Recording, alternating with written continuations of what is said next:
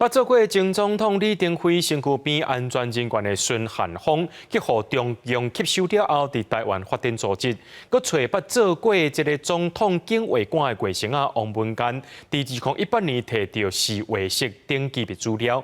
这两个人去互依照国安法判刑2年8个月，甲1年4个月。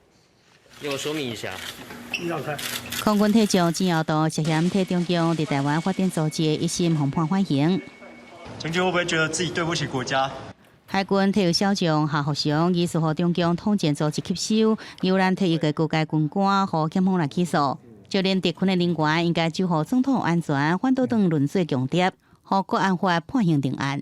孙汉芳有期徒刑2年8月，王文彦有期徒刑1年4月的主要理由是，孙汉芳并未对岸发展组织，王文彦则多次接受旅游招待，其2人均否认犯行。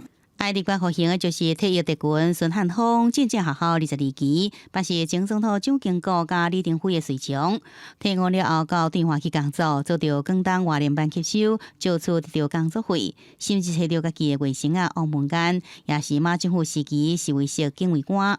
伫总统蔡英文年代，支援国安局特困中心，做摆受邀请出国去旅游，费用全部由中共来付钱。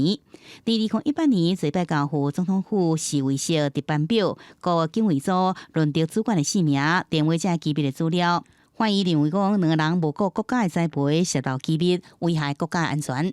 轮值表对我们特勤来讲的话，并不具有特别的意义。真正的吸收，并不是那么容易的。我也不相信我们的人会傻到说啊，我给你一个东西，你给我多少钱？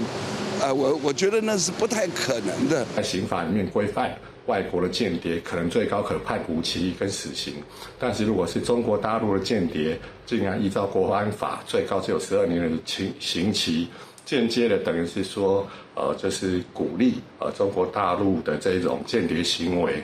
过来则发生退役的军官牵涉入强谍的议案，专家讲这摆量刑难免引发轻判怀疑。强谍若影响国家安全，也冲击经济，建议恢复军事审判以外，嘛要对修法来进行改革。记者综合报道。